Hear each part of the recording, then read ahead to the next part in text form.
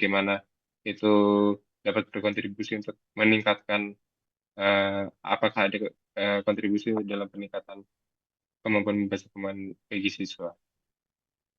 Lalu yang ketiga, faktor penghambat. Iya, Oke.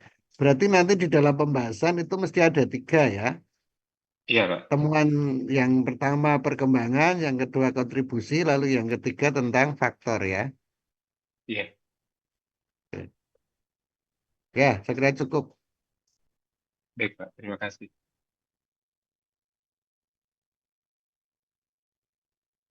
Ya, jadi kalau library research yang paling mungkin ya itu ya. Jadi tidak atau lebih dari sekedar konseptual ya. Karena di situ juga ada temuan-temuan yang cukup signifikan, cukup berarti begitu ya. Jadi kalau misalnya kamu mengembangkan yang model kayak gitu, bagus ya. Terus sekaligus nanti juga bisa untuk mengisi bab 2-mu, tinjauan pustaka. Gitu. Oke, bagaimana Marta perkembangannya tempat kamu? Baik, kalau untuk saya mohon maaf Pak, kemarin tuh saya belum sama sekali bimbingan. Jadi sepertinya masih banyak yang harus dikoreksi. Eh, Mungkin kemarin tuh saya agak miskomunikasi Pak. Jadi harusnya penelitian saya itu kan menggunakan penelitian deskriptif kualitatif. Karena kan judul saya eh, kajian pragmatik tindak tutur idokusi dalam film Kakak Bos karya Ari Kriting. Namun yang saya buat itu menggunakan metode studi literatur. Jadi di sini saya ada bikin dua, Pak. Ada bikin dua, dan yang saya tunjukkan ini mungkin yang baru saya buat tadi ya, Pak ya. Mungkin belum lengkap, tapi mohon bantuan Bapak Jadi untuk... begini, jadi begini. Ya, Di pengantar saya, kan saya mengatakan, kalau penelitianmu penelitian kualitatif itu biasanya ada data awal, ya. Nah, kalau seperti itu, kamu bisa saja membuat artikel untuk jurnal itu langsung dengan data-data awal, gitu loh, ya. ya, Maka tipe itu, ya, tidak masalah. Tapi ada beberapa penelitian seperti misalnya milik Dimas. Dimas itu R&D, gitu kan. Nah, tentunya belum punya data awal. Nah, karena belum punya data awal, maka bisa juga menulis tentang itu tadi, perkembangan teori itu dalam 10 tahun terakhir, library research gitulah. Ya, jurnal-jurnal itu juga mau menerima yang kayak gitu karena boleh dikatakan ya sebagian besar yang tentu kualitatif atau kuantitatif atau R&D gitu ya, yang library research itu ada gitu, bisa gitu, tapi tidak banyak. Jadi kalau memang kamu sudah punya data awal, silahkan data awal itu dibuat untuk artikelmu. Tapi kalau belum punya data awal, seperti penelitian eksperimen misalnya, ya, itu kan sebelum instrumennya valid kan belum mengumpulkan data. Nah, ketika belum mengumpulkan data, yang mau ditulis apa coba? Nah, yang paling mungkin adalah untuk memperkuat bab 2-nya tinjauan pustaka, maka perlu membuat model seperti yang disajikan oleh hmm, Dimas itu gitu ya. ya, Jadi terserah kamu sejauh kamu sudah punya data awal, kenapa tidak gitu kan? Misalnya data untuk pragmatikmu ya, itu kalau nanti terkumpul semua mungkin ada 100 tuturan gitu ya. Tapi dari data awal kamu baru mengumpulkan 20. Nah, 20 itu bisa saja sudah kamu analisa lalu kamu tulis sebagai artikel ini gitu ya. ya Pak. Kalau nanti menunggu sampai 100 ya nunggu Kebanyakan. penelitian dulu baru terkumpul semua data kan gitu. Iya. Ya. Ya, Oke, tadi silakan saya sudah dilanjutkan. sempat menulis sih Pak, tapi baru sampai di metode penelitian. Mungkin mohon bantuan Bapak untuk mengkoreksi. Jadi saya izin share screen ya Pak.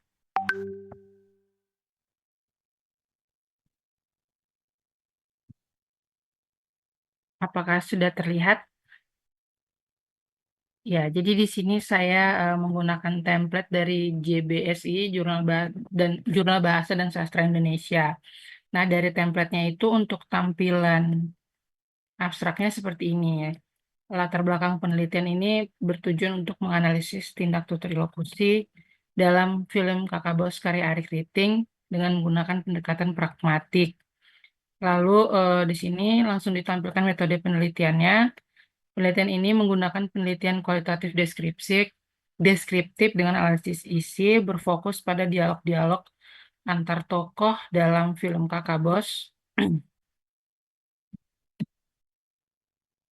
Data yang dikumpulkan dengan metode simak dan catat. Hasil analisisnya menunjukkan bahwa film ini menggunakan beragam tindak ilokusi, termasuk asertif, direktif, ekspresif, dan komisif. Tindak asertif dan ekspresif mendominasi, mencerminkan karakter, mengekspresikan perasaan, sikap, dan pandangan mereka terhadap satu sama lain.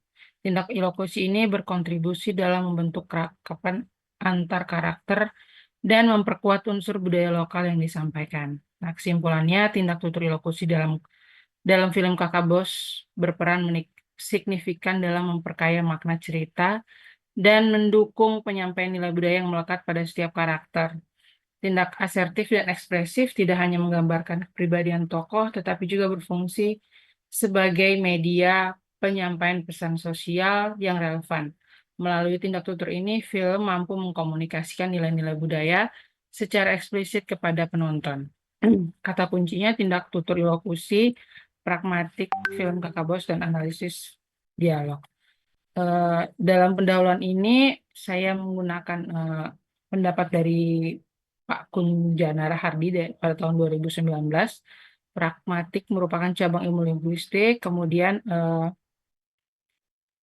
dari artikel Savitri tahun 2021, tindak tutur dibagi ke dalam 3 jenis, ilokusi, lokusi, dan perlokusi. Dari ketiga jenis tindak tutur tersebut, ilokusi memiliki kedudukan paling penting karena mencakup maksud dan fungsi ujaran yang diinginkan Iya, oleh. coba. Kenapa kamu nggak pakai penulis aslinya? Oh, Kalau Austin kalau ya. S1, kalau S1 Pilih. sih oke ya kayak gitu.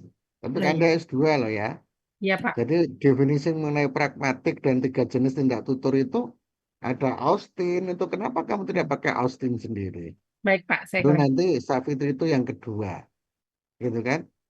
Jadi kalau untuk S2 itu sejauh kamu bisa menemukan penulis aslinya yang asalnya masukkan itu lebih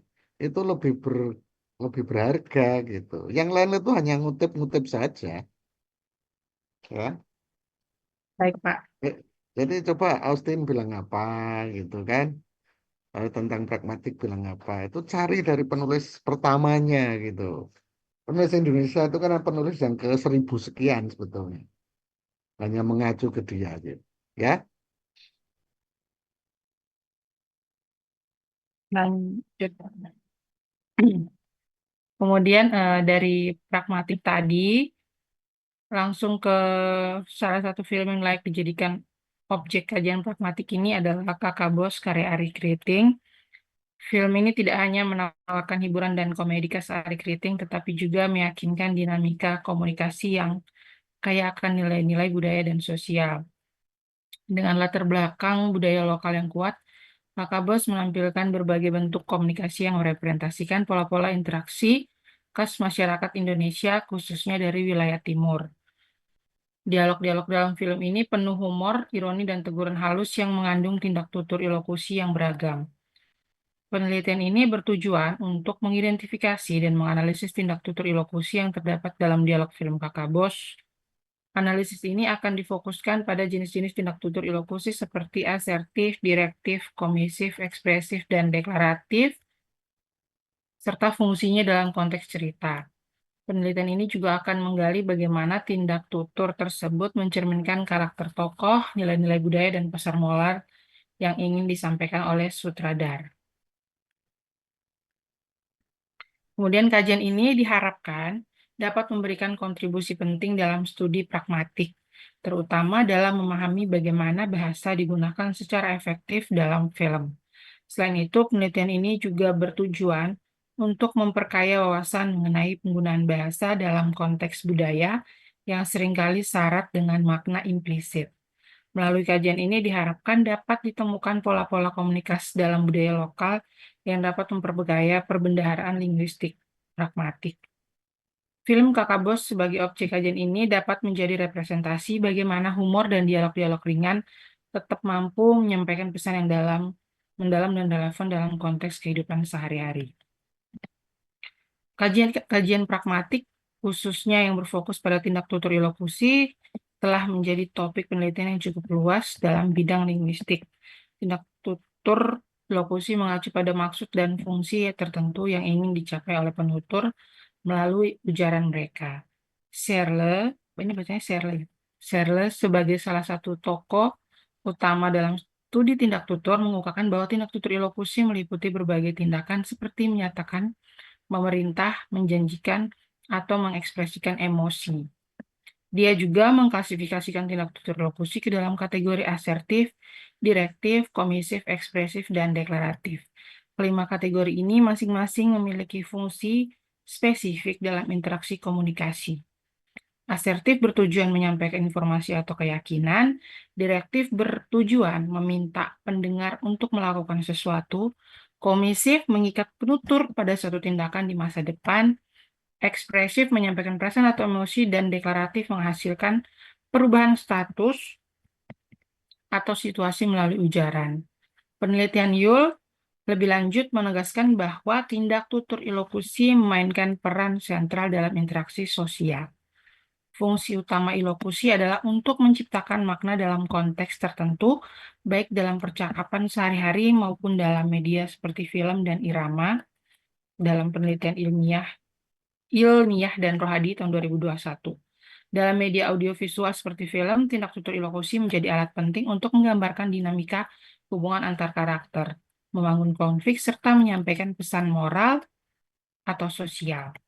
Studi pragmatik dalam film tidak hanya melihat aspek kebahasaan, tetapi juga bagaimana bahasa digunakan untuk menciptakan efek tertentu, humor, ketegangan, atau keintiman. Penelitian sebelumnya menunjukkan bahwa tindak tutur ilokusi sering digunakan dalam berbagai jenis film, termasuk film komedi dan drama. Dalam penelitian ini terhadap film Laskar Pelangi menemukan bahwa dialog dalam film syarat dengan berbagai jenis tindak tutur ilokusi yang mencerminkan dinamika sosial dan budaya di Indonesia. Penelitian ini menunjukkan bahwa tindak tutur direktif dan asertif adalah yang paling dominan, mencerminkan upaya tokoh-tokoh untuk memberikan perintah atau menyampaikan informasi penting dalam konteks pendidikan dan perjuangan sosial. Sementara itu, dalam analisis terhadap film komedi menemukan bahwa humor sering muncul dari benturan antara maksud ilokusi dan interpretasi perlokusi. Dalam penelitian Prakoso tahun 2020. Dalam film, keliruan dalam memahami maksud ilokusi seringkali menjadi sumber humor yang pada akhirnya memperkaya pengalaman penonton. Studi lain juga menyoroti pentingnya latar budaya dalam mempengaruhi bentuk dan fungsi tindakan-tindak tutur ilokusi dalam film. Mereka menemukan bahwa Simajuntak ini dari tahun 2024, mereka menemukan bahwa dalam film-film lokal, tindak tutur ilokusi seringkali mencerminkan nilai-nilai budaya yang kuat seperti penghormatan terhadap orang tua, solidaritas, komunitas, dan humor yang berbasis pada kearifan lokal. Ya, Marta. Ya, Ya. Pak. Di dalam artikel itu kita harus menghilangkan penggunaan persona seperti kami, saya, mereka, kita gitu ya. Yang bisa adalah misalnya peneliti atau penulis gitu ya. Jadi nanti pemakaian kata mereka menemukan, merekanya itu silahkan nanti diganti. Konstruksi kalimatnya diubah ya. Sehingga kata saya, dia, iya, kita, mereka itu bisa diganti ya.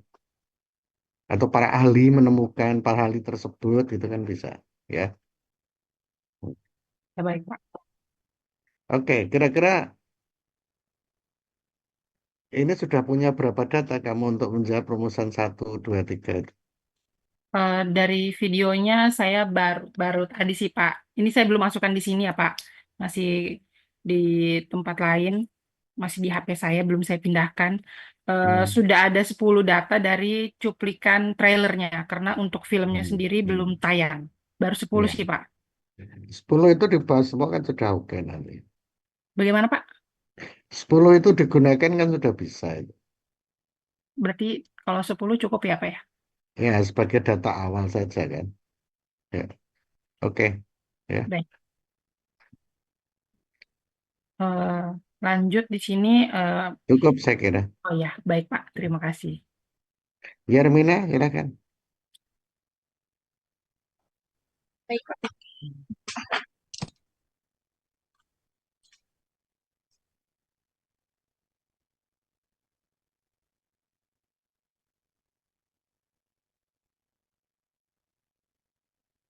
Apakah sudah terlihat, Pak Wid dan teman-teman? Belum, Sudah, Pak. belum. Diulangi aja. Hmm. Ya, sudah. Tempat saya sudah. Sudah, sudah. Silakan.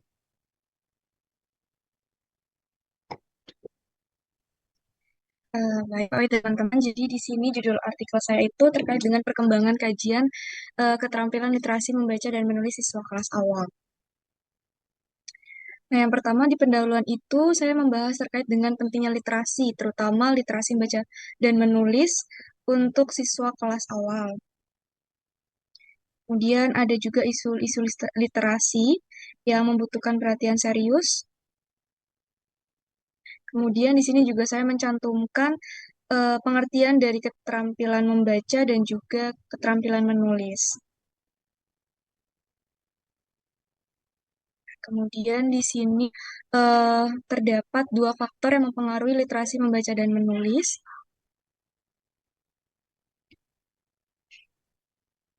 Kemudian di sini juga saya mencantumkan data UNESCO dari baca di Indonesia yang sangat memprihatinkan.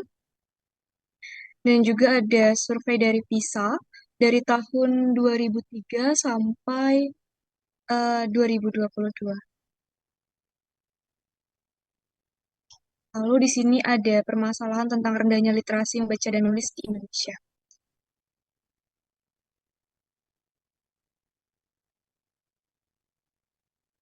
Nah, ini untuk tujuan dari artikel saya, Pak. Mungkin nanti Pak Wit atau Ya, teman-teman bisa memberikan.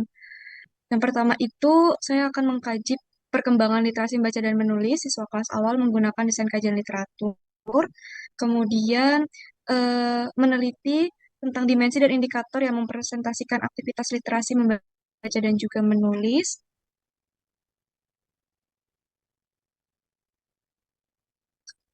Kemudian di sini untuk metodenya itu menggunakan metode studi literatur dengan alat bantu Google Scholar dan juga Mendeley. Kemudian untuk hasil dan pembahasannya itu yang pertama ada pengertian dari literasi. hasil pembahasan. Kemudian di sini apa? Hasil pembahasan tentunya langsung terkait dengan jawaban dari rumusan 1, 2, dan 3 kan. Jadi misalnya tadi rumusan 1 apa? IPA bertujuan untuk mengkaji perkembangan literasi membaca dan Ya, menulis siswa. perkembangan kan? Ya Ya, Pak. berarti di situ subjudulnya perkembangan kan? Ya, baik, Demikian Pak. juga nanti setelah selesai yang kedua, yang ketiga gitu ya. Jadi langsung saja. Jadi di hasil tidak membuat teori ya, tapi di situ kan kamu meneliti eh, perkembangan itu yang sudah dibahas sampai seperti apa. Jadi sudah betul tadi pakai data. Ya sebetulnya bukan bukan sekunder itu ya. Karena apa? Karena artikel-artikel itu menjadi datamu. Datamu kan artikel-artikel itu kan. Ya, baik. Jadi datanya kan berupa artikel-artikel asli dari penelitinya kan. Iya, Pak. Mm-mm.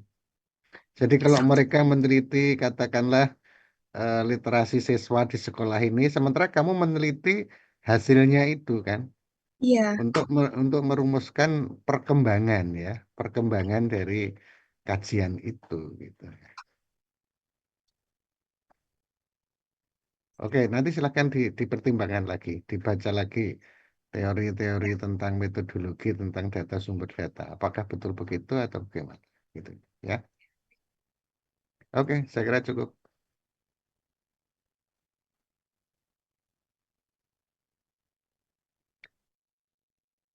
Ya, siapa berikutnya?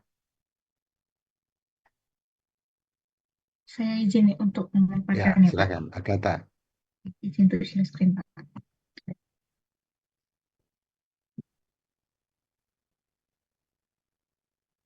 Apakah sudah terlihat, Pak Wid dan teman-teman? Ya, Di sini saya menggunakan template Sebasa dengan judul Variasi Media Pembelajaran dalam Buku Sahabatku Indonesia untuk anak sekolah tingkat A1. Kemudian di bagian pendahuluan saya memaparkan pengertian BIPA dan didukung oleh pandangan dari tokoh.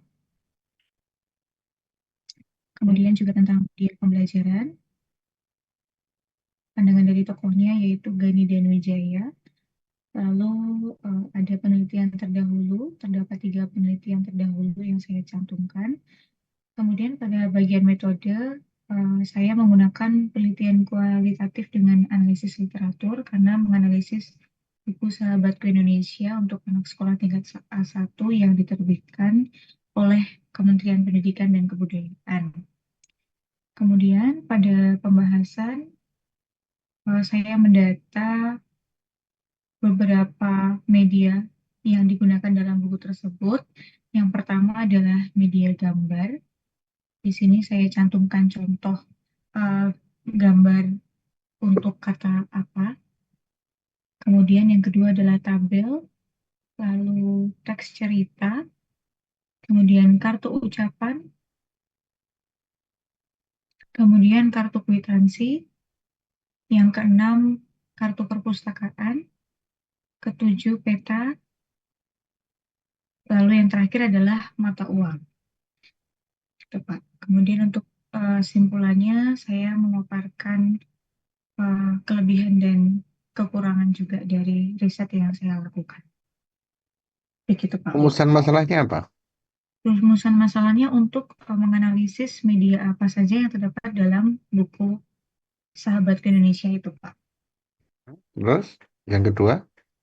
Yang kedua untuk menganalisis kelebihan dan kekurangan dari masing-masing media. Berarti kesimpulannya ada 2 ya? Iya Pak, belum selesai Pak ini Pak. Oke. Ya. Berarti nanti di kesimpulan membahas 2 hal ya, temuannya 2 hal ya. Ya, Satu, baik. variasi medianya apa saja, lalu yang kedua mengenai apa tadi? Kekurangan dan kelebihan media. Kekurangan kelebihan masing-masing media ya. Ya. Oke. Ya, cukup. Baik, terima kasih Pak.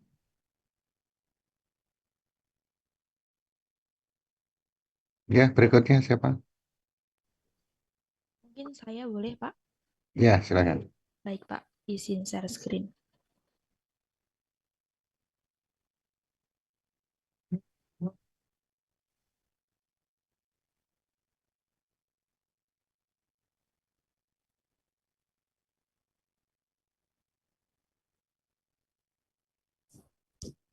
Sudah terlihat ya, Pak ya? Ya. Baik, Pak. Di sini saya menggunakan Jurnal Bahasa dan Sastra dari UNP, Universitas Negeri Padang. Kemudian saya mengambil judul Tinjauan Literatur Kemampuan Berpikir Kritis Siswa Sekolah Dasar. Kemudian di bagian pendahuluan, itu saya memaparkan bahwa pendidikan, khususnya di Indonesia, ini yang pertama saya menyangkut pautkan dengan UUD dulu. Itu kan tujuan dari UUD mencerdaskan kehidupan bangsa. Kemudian di paragraf berikutnya ini tentang kualitas pendidikan. Jadi saya sangkut pautkan dengan kurikulum Merdeka karena kurikulum Merdeka itu nantinya juga akan membahas berpikir kritis. Kemudian pertamanya saya juga membicarakan abad 21 dan di abad 21 ini di dalamnya juga ada keterampilan salah satunya berpikir kritis. Nah, dari situlah saya terus membicarakan tentang kualitas sumber daya diambil dari data HDI, kemudian ada data PISA dan ada data TIMSS.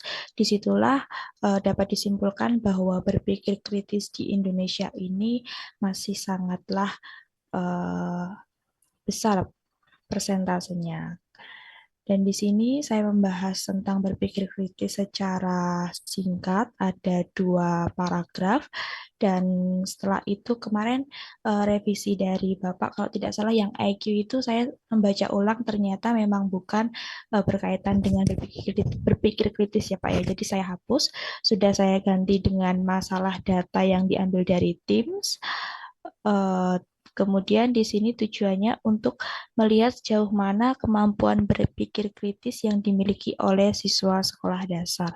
Untuk metodenya, saya menggunakan metode SLR dan di situ saya mengambil dari, ini nanti menyusul Pak, artikel jurnalnya ada berapa, kemudian antara tahun berapa hingga tahun berapa. Saya mengambil dari Google Scholar. Kemudian untuk hasil dan pembahasannya, di sini saya menyantumkan dari hasil studi menunjukkan bahwa pendidikan dasar itu berperan penting, kemudian masuk di definisi tentang berpikir kritis. Tetapi di sini saya masih ada yang mau saya tanyakan Pak, masih bingung terkait di pembahasan itu nanti apakah memang benar dibuat paragraf-paragraf begini atau dibuat Coba, tabulasi coba, kumpulan dari artikel-artikel. Gimana Pak?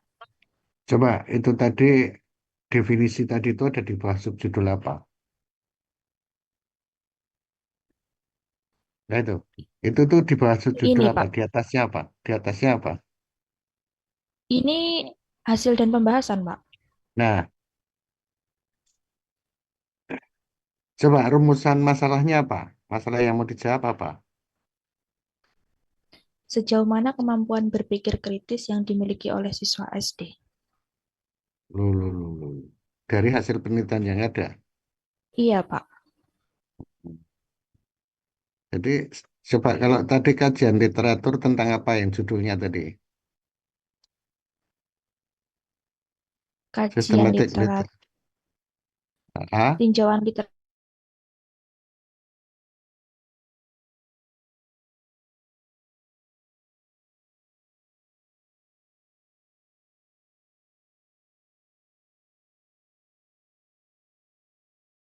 kemampuan berpikir kritis dalam kaitannya dengan membaca. Apakah berpikir kritis kaitannya dalam menulis penalaran atau apa gitu loh. Jadi yang sudah beredar penelitian selama ini itulah yang kamu petakan. Kamu tidak bisa menjawab apa tadi berapa tingkat anak-anak SD gitu kan. Dan itu berarti data sekunder nanti kamu mengacu ke penelitian siapa gitu. Tapi kalau kamu memetakan kan datanya menjadi data primer itu. Artinya penelitian-penelitian itu menjadi data kamu gitu. Data yang kamu teliti gitu. Jadi memang rumusan masalahnya yang masih harus diperbaiki ya. Misalnya seperti kamu bisa mengacu seperti Dimas tadi. Isunya apa saja. Lalu yang kedua metodologi yang digunakan apa saja kan bisa itu. Lalu temuannya apa saja gitu kan bisa. Ye. Sebentar ya, sebentar. Baik Pak.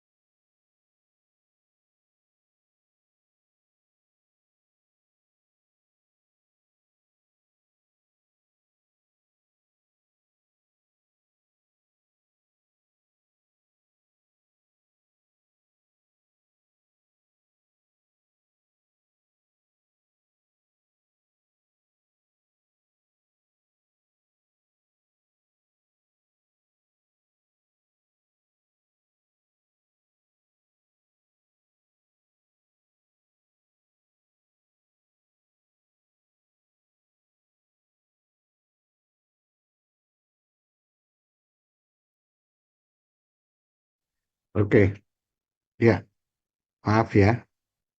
Eh, ya, tugas sebagai ketua lingkungan harus melayani umat. Baik, Baik, Pak, saya tidak. kira kalau untuk artikelmu, yang perlu kamu pikirkan adalah masalah yang mau diangkat apa, gitu. Jadi dari kajian berpikir kritis untuk anak SD selama ini, area yang sudah digarap yang mana? Lalu cara menggarapnya menggunakan metode apa? Temuannya apa? Saya kira itu sudah bisa menjadi 3 hal yang layak untuk disajikan. Ya, memang tidak eksplisit berapa tahun terakhir gitu ya. Oke, Iya, Pak. tapi kalau nanti bisa ya apa 5 tahun terakhir atau apa gitu ya. Oke, Baik, saya Pak. kira begitu. Tulis ya. Baik, Pak. Izin stop share. Silakan, Rizky, sampai di mana? Sore, Pak.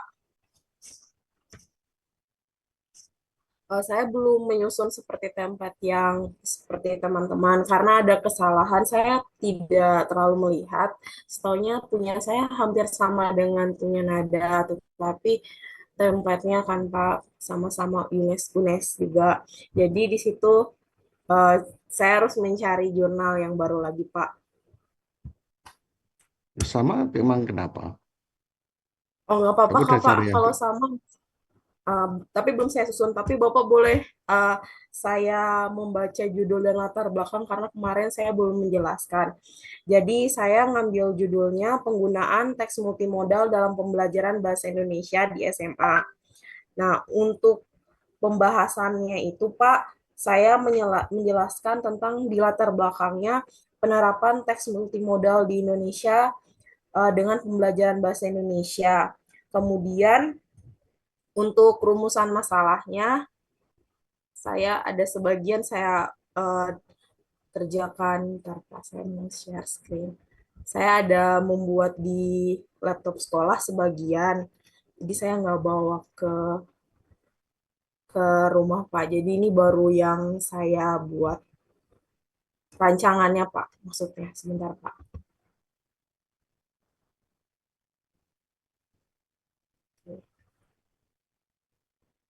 Ini baru coret-coretan saya Pak, sebentar.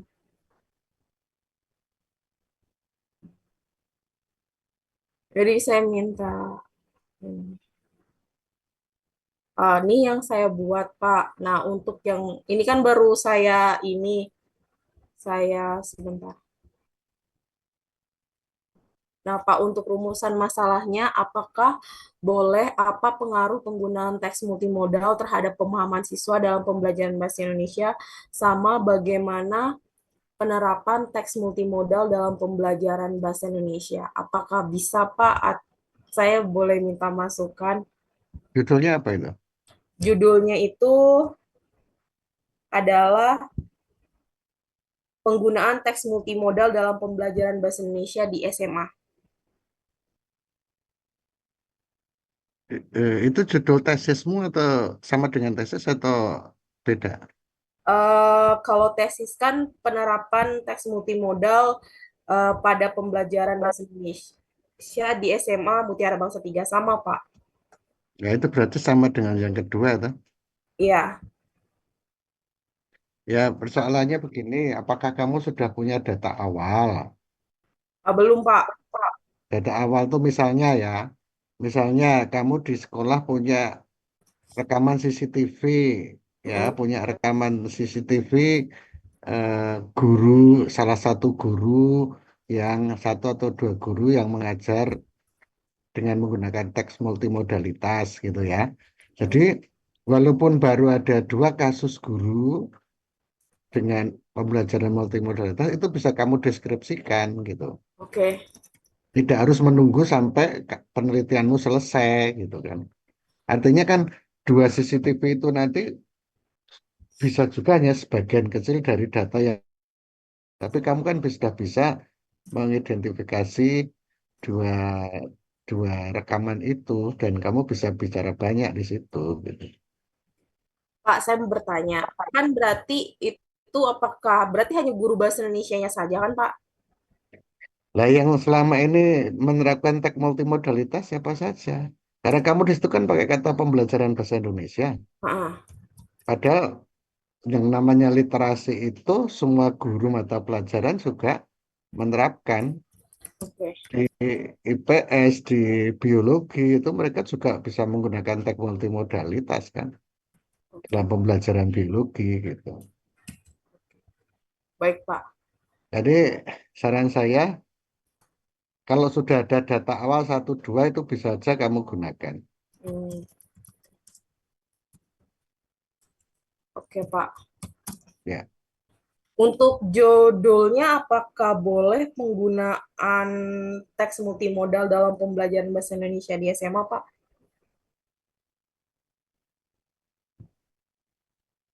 Ya nanti judul itu kan harus dikembangkan dalam masalah-masalah ya.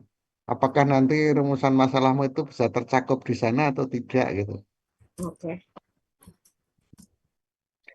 Kalau misalnya rumusannya apakah pengaruh penggunaan terhadap pemahaman itu seakan-akan nanti itu menjadi eksperimen itu. Oke, oke, Pak. Berarti cukup 2 ini saja, Pak, begitu. Ya kalau hanya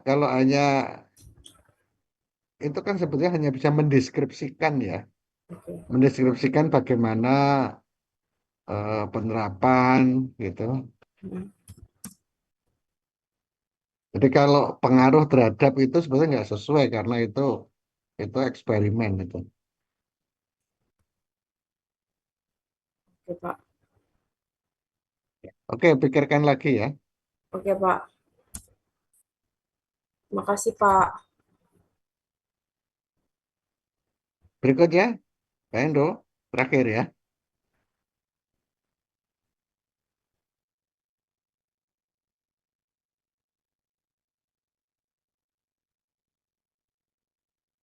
Pak Hendro.